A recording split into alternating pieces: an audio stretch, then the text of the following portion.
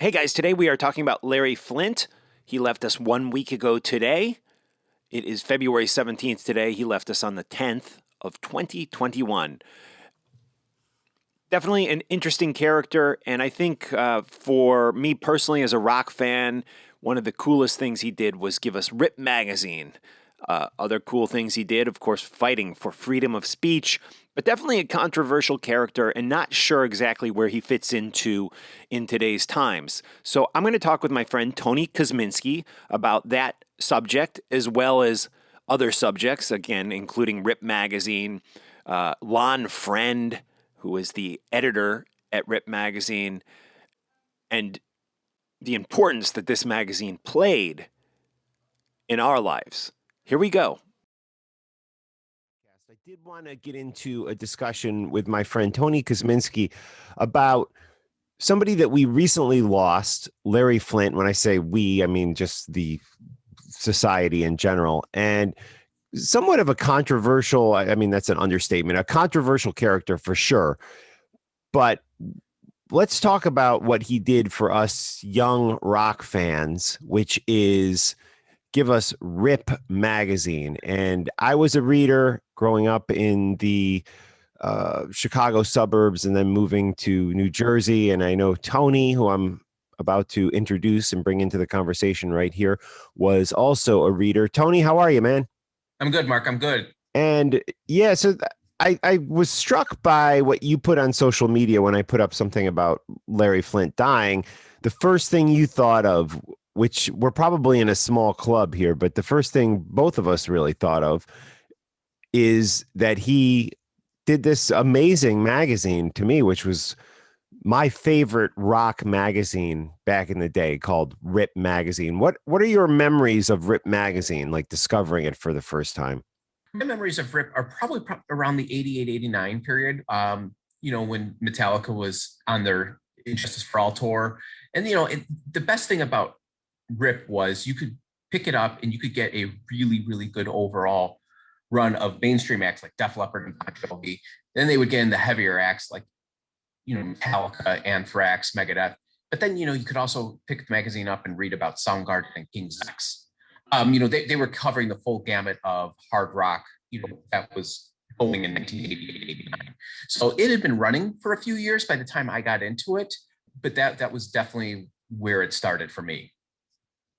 Yeah, and they somehow, it's a really good point because unlike, and this is my opinion, unlike Circus and Hit Parader magazines, they were able to somehow help lead in the heavy alternative rock scene with bands like Jane's Addiction and Soundgarden and even 90s metal bands like Metallica, where some of these other magazines weren't. They weren't as accepted as, they tried to cover Nirvana, but it just didn't work for their readers, or the sincerity wasn't there, where Rip really was able to cover Warrant and Poison, but yeah, also Jane's Addiction and Junkyard and Living Color and maybe even like Fishbone or something like that. They really were able to do that, and they seemed legit, and there was, to me, just an excitement there about what they were doing. They somehow really had just a real feeling, and it was not only the writing, it was like the pictures and the whole presentation. How much do you think Larry Flynt was involved in setting up the magazine? He set it up. He was basically a funder. He gave the green light for it to be run. That was something that Althea, his wife, legendary wife Althea Flint, wanted. So he was sort of doing it in her memory after she died. And the magazine kind of floundered for that first year when it came out in. So when did she die? She set it up and then she died when? Do you know? I think he set it up for her after she had died. I'm just taking a quick look here. Wow. She had actually died. So she died June of 87. So it was up and running when she was still alive. It was up and running when she was still alive. Like I said, it kind of came out late 86. I remember the first anniversary issue had John Dokken on it. And shortly after that first anniversary is when Lonn Friend took over. And Lonn actually was really close with Althea. He was so close with Althea that when they made the People versus Larry Flynt, The movie. The movie, they put him in touch with Courtney Love, and he would give her tips and pointers. And like, I don't know if people know this, but like a lot of the clothes that Courtney Love wore in that movie were actually Althea's clothes. So Lonn, from my understanding, Rip was the first non-pornographic title that, some publications had. It went on to do a lot of other stuff over the years, but that was the first one. And the first year, it was just sort of floundering and it was sort of there. And I guess, I'm not sure if Larry took a liking to Lonn, if he was doing it out of Althea's memory, or if Lonn really, really made a good pitch. But he pitched it. And I believe with the Steven Tyler issue, which came out in '87, he took it over from there until mid '94. And then Catherine Turman and a few other people took it over until the magazine eventually stopped running. I think it was in '96, I believe. Right. Yeah. So when Lonn took that over, what he was really doing at that point is he started gathering the best and brightest to write for America. And what he did with some of those people is he just, he hired them. He got Stefan Drazi, who was writing for Kerrang, and he got him to write exclusively for Rip in America. Another band that was coming out around this time was Guns N' Roses, and they, Lonn had befriended them, and they told him that their friend Bell James was a great writer. So of course, Lonn went ahead and hired Bell. One of the things that was interesting about Bell is even though Rip covered a lot of Guns N' Roses pieces, a lot of the one-on-one interviews with Axl in the '90s came from Bell. So that's where things really got interesting. And so, I mean, it just kind of went on. And, again, I mentioned Catherine Turman. She's a great writer, still working Alice Cooper's radio show and still writing on her own. That always separated Rip apart from the others, is that they were able to go deep with the artists in a way that this normal, Q&A magazines like Metal Edge and Circus and Hurt Writer couldn't. Right.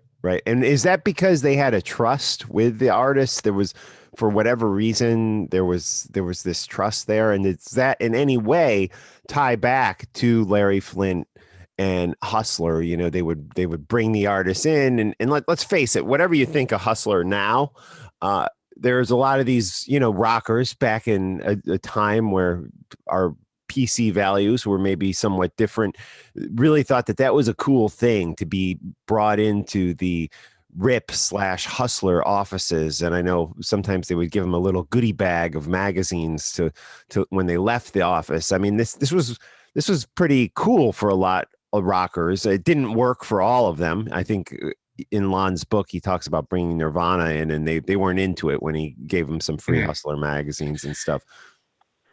So it was a really, interesting time. I mean, but, besides the allure of, Larry Flynt and Hustler, I think what they were able to really do there was to make a magazine that really, stood shoulder to shoulder with Kerrang, which was kind of the UK counterpart to Rip. And Kerrang had been, running it from the mid 80s and really took on another life of its own in the 90s. That was a weekly, Rip was a monthly, but they had a lot of the same writers and they had a lot of the similar artists in them. So it was a really exciting time, especially in pre-internet days, to pick up a magazine and, have all the types of hard rock and alternative music you wanted in one magazine. Right on. And, it's interesting because Kerrang, for me as a kid, I got my first issue of that when I was like 13 or 14. Quiet Riot was on the cover. And it was so, what's the word? It was not readily available. Like you couldn't walk into the Jewel and pick it up in the newsstand section, which you could years later with Rip. And the problem with Kerrang that I had, as a kid with a paper route and didn't have endless funds to my name, was that it was marked up. And I remember they would charge, magazines back in those days were what, like $2-3, and for that they would charge like an extra $1 on top of and they'd put it in a sealed thing because it was coming over from the UK, and it actually had pounds written on the front cover. So it was a little more expensive. So to me, Rip, that's a good analogy I never really thought of, that Rip in some ways was maybe a replacement or a companion, a more readily available companion to Kerrang magazine for American kids growing up. And I just for me, there was just this realism to it that the other magazines didn't have. Because even before Rip, I remember looking at Circus, and I even went back to like my preteen days. We would buy sometimes 16 magazine to get info on Kiss, which was almost more like geared towards girls in some ways, but they used to cover Kiss. And it wasn't until Rip that I really felt like, wow, this is some quality journalism, and it felt like it paid respect to the music that I liked, whereas the other ones never really got that. I mean, maybe a little bit with Metal Edge. I don't know if you remember Metal Edge. Oh yeah, very much so. Jerry Miller, well, that was all Jerry Miller. She was a top flight editor, and she did so much of that herself. Yeah. You know, she did a lot of the writing, editing, photographing, going to the shows. You know, it was interesting though, you know, if we're talking about Rip, she was out in New York. You know what I mean? So she kind of had like the East Coast, and she did more of a Q&A of, for the fans, and there was more pinups. You know, it was a really good companion piece, I guess you could say, to, Rip, because, there'd be a feature article on an artist that you're following, but then you wouldn't read up again on them for another 3 or 4 months, whereas, Metal Edge kind of covered a lot of the same artists month to month. Yeah, and with Rip, like when Rolling Stone would do an article on Don Henley or something, it was like they really gave respect to Don Henley. This is back in the day, Mm-hmm. Whereas like Circus, it always kind of had like a goofy tilt and vibe to it. And I felt like Rip wasn't all seriousness, but they were able to tightrope that line between the fun and let's face it, cheese, because a lot of these bands were kind of cheesy, but that's what we loved about them, but still show them some respect at the time. And again, I do think it, like what you pointed out earlier, is really important, that it had a wider net, than a lot of the earlier 80s or even 70s rock magazines as far as the genres that it could cover. And I think that it, we always point to MTV. I know they started playing Nirvana, but I think Rip truly helped also usher in the alternative scene in a lot of ways. What do you think about that? Well, they absolutely did. They absolutely did. They were supposed to, the first tour that Rip was ever going to promote was the debut tour of Mother Love Bone. Wow. And, their lead singer, unfortunately, had died before that was even a possibility. But that they were gonna proceed with that. The other thing is, like, they were covering, they were really doing a lot with Living Colour, and they covered Anthrax and Public Enemy when they were doing things. Now, a little footnote here that a lot of people don't know is, once Lonn took over, he would do these anniversary parties. And they would usually take place in October or November of every year, and they take place like at the Hollywood Palladium. And, like one year he got Lars Ulrich on drums and Sebastian Bach on, vocals, and I'm forgetting the name of it. I think it was called like GAC. They got somebody from Guns N' Roses, Right. Anthrax, and, they did kind of like a super band, And one year, the agreement that he made with John Bon Jovi was, you want the cover, you got to play the 5th Rip anniversary party, which, John did. But like what a lot of people don't realize is that I think it was November of 91. Now it's important to note that this is, the fall of 91, where, there was a lot of hype around, Ozzy's No More Tears. And then there was a lot of hype around Guns N' Roses' Use Your Illusion, Metallica's Black Album. And what they got that year was they got Soundgarden, they got Pearl Jam, they got Alice in Chains, and then at the end of the night, they had a Temple of the Dog Jam. Again, this is 1991, and it was, yes, Nirvana was out, Nevermind came out late September, Pearl Jam's 10 came out late August, but this was like the beginning of the ascent. None of these bands were household names at this point, and no one knew about this Temple of the Dog album. I mean, the album didn't even chart, and, here they are performing Hunger Strike at the Rip anniversary party, and you can actually see tiny bits of footage of that in Cameron Crowe's Pearl Jam 20 documentary. So they were absolutely, ahead of the curve on that. And like I said, I think part of that, that was interesting is Lonn, I don't know if I ever considered him a metalhead. The more I got to know him, he had, his love of music came from, more eccentric taste, prog rock and all that. And I think he saw kinship in a lot of that alternative music that was coming out at the time. Yeah, that's a good point. And of course, when you say Lonn, we're talking about Lonn Friend, who was the editor of Rip magazine, and of course, Larry Flynt would be. Correct me if I'm wrong. The publisher. I actually have an issue. Publisher. Yeah. Yep. I'm pulling up an issue right here from. Let's see, April 1990. Keith Richards and Don Dokken on the cover, and I'm flipping through the pages right now, and I don't have my. Let's see. Yeah, Larry Flynt, publisher, Lonn Friend, executive editor, Craig Jones, art director. Some familiar. I'll skip some of these names, but Del James, of course, senior editor. So yeah, some real great names there that we all know. And what was I going to say? Oh, so let's talk a little bit about Lonn, and then we'll circle back to Larry Flynt. Now, Lonn, you helped Lonn with his first book. Could you talk a little bit about that, Tony? Yeah, that was Life on Planet Rock. And, when Lonn and I connected in the early 2000s, it was something that he had at the forefront of his mind that he wanted to do. So we started talking about it immediately. And he had an email newsletter, and we would talk, and I would, tell him, I would ask him questions about certain pieces, and it kind of sent him down that memory lane because I always wanted to know more. And so that kind of started in like 2001, 2002, where we were talking about it. And then it took a few years for it to gestate before he really started working on it. And then from like, mid 2004 until really, for me at least, until the end of 2005, it was a really intense period where I was helping him fact check, helping him, dive into that memory of his to see what else is there and what other conversations he had with these people and interactions. But yes, I mean, that eventually came out in 2006, and that kind of covered a lot of his journey throughout the years with a large piece on the Rip years. It's a great like read. I said, Excellent read. Yeah, it is a good read. It is definitely a good read. I was going to say, again, Rip magazine, if you don't know its history, it is well worth picking up some issues. I've bought some issues like on eBay and online. You can find them. They're so such a great, unique look into rock history, if you will. And unfortunately, my mom threw out all mine when I moved out of the house, so I don't have my actual old issues left from back in the day. Do you, Tony? Do you still have any of your originals? I have most of my originals. Good for you, man.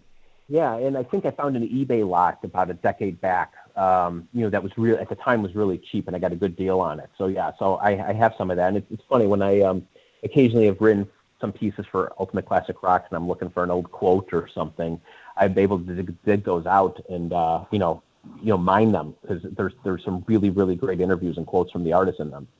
Right. And in recent years, I'm not sure how long ago, there was a guy, Chris, I think his name is Chris Bush, and he actually noticed that the trademark had lapsed and bought up the trademark, and you can now buy real cool Rip merchandise and stuff that he sells. I know T-shirts and whatnot. And I don't know, I always got the vibe. I've spoken with Chris before. We even did a video interview with him that's up on YouTube, he and Lonn, that he was going to do more with the Rip name, but it seems like every year goes by and nothing really happens. So I'm not sure. Do you think there could be a future for Rip? Yeah, he's still planning on that. I actually talked to Chris here and there because he helped Lonn with his second book, and of course he called me up for advice and counsel when he was doing that. But he's still planning for it. I think he was planning a lot of things in 2020, and unfortunately I think the COVID pandemic put a lot of that on the back burner. I do know he scanned most of the issues. He wants to kind of get a site up and running. Also make it an active site, not just one to kind of look at. That is still, and I told him whatever help he needs with that, I'm willing to help. That's still in his plans, but I think he's waiting for, the world to be a little more, a little less chaotic, I think is the right way to put it before that happens. Yeah, I offered to help him too with video production stuff. I mean, I've worked on, that metal show, and recently this summer we did a metal series for the Sci-Fi Channel called Metal Crush. I'd love to work with him on that, but he said he has a production team. It just, I don't know. I have to admit, after so many years of anticipating and waiting for something and hearing that stuff is on the way, I'm starting to have some doubts myself. But I I wonder how much value there still would be in the Rip name. That's something I've thought about, because I know like Hit Parader now has that name is being used by a production company that's going to be putting out content and stuff. And I don't even know if young kids know like Hit Parader and Circus Magazine. I mean, do people under 40 know about these things? I don't think so. No, Yeah, I don't either. I was watching a movie the other day, and the guy goes and buys a bunch of magazines, and it was really bizarre to watch. Just because in this day and age, because I don't see them aside from like a grocery store checkout counter or occasionally in an airport, and it's just people just get all their information on the internet nowadays.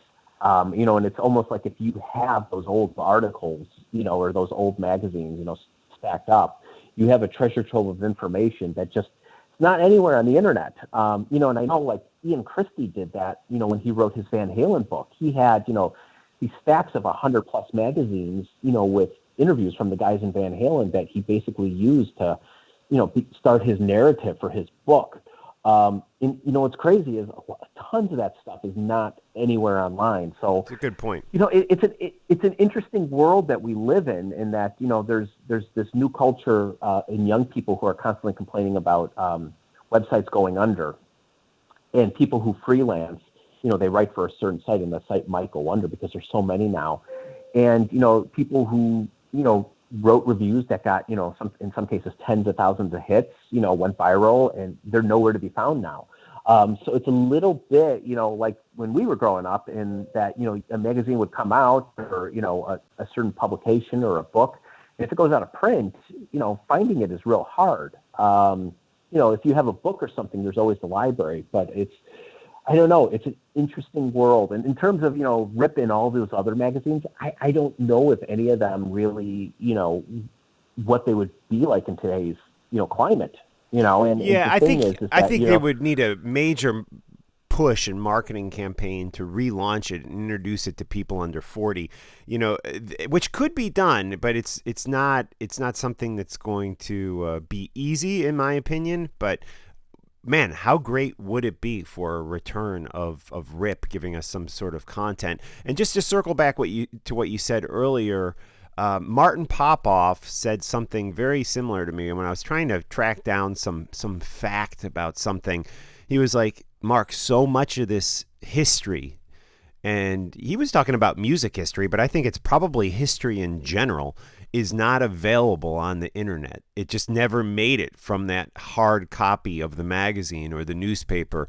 to the online stuff. And there's just so much of it that's lost or not available, readily available. And sometimes it takes more digging to get to it. And that can be something really exciting. And I recently signed up for this, I'm going off on a total left turn here, but this newspaper site where I can research newspaper articles all the way back to the turn of the century. And there's so much just great stuff in there that you can't get with a Google search. It's all the old microfiche. Remember that stuff loaded into a site. Yeah. And you got to pay. Of course, they charge you $10 a month. So I don't think I'm going to subscribe for that long, but man, it's so much fun to just go on there and research stuff. And I had Carmine, a piece, tell me a story about an article that had appeared in a newspaper and back in the early 80s, and I went back and I actually found the article that he was referencing. And it's funny because memories aren't reality in a lot of times, and the way he had described the article was a little bit different from how the article actually read. So it is important, I think, for any history buffs out there to get out there and just really take that extra search, and look for these old magazines, read these old magazines, because as crazy as and awesome as the internet is, it is missing quite a bit of history. Well, it's, I'm thinking about Rip here. There was a few really long form Axl Rose interviews that Del James did in the early 90s. And they're really revealing. I mean, just amazing stuff. And, now I'm thinking about it. It's like, if anybody were to, really do a book on that period, you would really need like some of those interviews. And like the only way to get them is, probably to go on eBay and to find, old magazines. And and like another thing is like, I remember Lonn was like one of the first people to hear the Def Leppard record Adrenalize. And we have to remember, like, he went out to Ireland to meet with Joe and the band. And this was after Steve Clark had died. It's a really, and I know Adrenalize is by no means, their best record or their most memorable, but that was a big deal back then, and coming off the death of a major member, coming off an album that had somehow outsold the previous, which was Pyromania. And, like, those are stories that deserve to be, documented, and kept for all time. And they're just sort of floating out there. So that's as a historian and somebody that loves hearing about interviews and things from the past and documenting it, it's hard that stuff isn't, more readily available. Agree. And we will end with this. Larry Flynt. Now, I loved the movie that starred who is Courtney Love and Woody Harrelson. Woody Harrelson. He did a great job in that, and it's something that since Larry's dying of a week ago or so, it's something I want to go back and watch just to see and kind of relive that. And it's interesting though, because I thought when he died, he wasn't real celebrated in the press, whereas I feel like maybe 20 years ago, he may have been more so. And I can't help but wonder, and I don't want to open up a political discussion or anything, but where does he fit in today's society? Here's a guy who would, offer bounties and rewards for information on quote unquote conservative lawmakers and preachers and stuff like that, and try to kind of prove that they were hypocrites and not good people, although they portrayed themselves like good people. But yet he was also somebody who ran a pornography empire. Let's face it, that's where he made his money. And it was a step more than Playboy. It wasn't, I think, saying that the pictures were classy and stuff is really a stretch in my opinion. And I had somebody on Facebook said to me, I said I don't know if he would be celebrated today like he used to be. And somebody said, oh well, that's just uppity people who don't like hot chicks. And I was just like, I don't know. Should he be celebrated? To me, I tend to think the political correctness has gone almost too far, and this is just my personal opinion, and that we do need to look at Larry Flynt as somebody who pushed the envelope and fought for free speech and really did some things to better our country. But I don't know if that's going to be a popular opinion in today's climate of Me Too and cancel culture and all this other stuff. And again, not to open it up into a political conversation, but I just don't know how the left or right celebrates Larry Flynt. Larry King's another story. Larry Flynt in 2021. He's a complicated character, and I think that is something that as a society that we really need to, balance. We need to balance two conflicting thoughts in our brain at the same time. On the one hand, he was this First Amendment crusader. I mean, he took a bullet for it. My favorite quote is, if the First Amendment protects a scumbag like me, then it'll protect all of you because I'm the worst. Wow. He was somebody that fought for it. And this is a case that, people in law school, when he went to the Supreme Court, with the Jerry Falwell case, this is a case that people study in law school. Every law school in the country studies this. That is something that's just unbelievable. How many people can say that case is going to be studied not just decades from now, but literally centuries from now. Now the thing is that he did make his empire and he did make his money on for lack of a better word, on exploiting people. It wasn't like all those people that appeared in his magazines were got paid the same amount of money he did. So that's the rub. Does what he did later in life erase that? I don't know. It's not for me to say, but I think it's really complicated. And I think we are living in a society where women have more of a say, and I think we're living in a society where women are going to be leaders. So we do have to listen to them. And if they were in that position, when he was coming up, would he have been as successful? And I don't think so. It was a very male-dominated society, and we didn't look at women the same way, which is a shame and it's criminal. So I think, I don't know, what his legacy is going to be. I think people can be outraged at what he did, and I think they can, be mad at the times, where women weren't treated as equals. But on the flip side, you can look at a lot of the good he did. And like I said, he, back in the 90s, he brought down, the Speaker of the House for the Republicans in 1998 because he found, he did his own private investigation on him. So, like I said, he's a complicated character. I don't have the answers. I do think, it'll be interesting to see, how history looks at him. And I don't know if we're going to notice it this week or next week, but probably some years from now. Right. Yeah, it is interesting. And, it's just, I just find it fascinating. And again, we'll end it here because I don't want to get into a whole political discussion, that things have just split so extremely, and that, the guy who used to go into 7-Elevens in 1985 and buy a Hustler magazine, and he worked at the factory, and he drove a pickup, and he owned a handgun. Back in those days, that guy very well may have voted for a Democrat, whereas I feel today he would never, ever do that, and it's to me, Larry Flynn fits into that culture far more than he does nowadays. And I do think things evolve and change, and we shall see where we are, a decade from now or 2 decades from now. But I think Larry Flynn's contributions to society were far outweigh any negativity that he brought to the table. And listen, he just gave us the greatest rock magazine of all time, and that would be Rip Magazine. So we'll leave it there unless you have anything else you want to add, Tony. No, I think that's a good way to end it.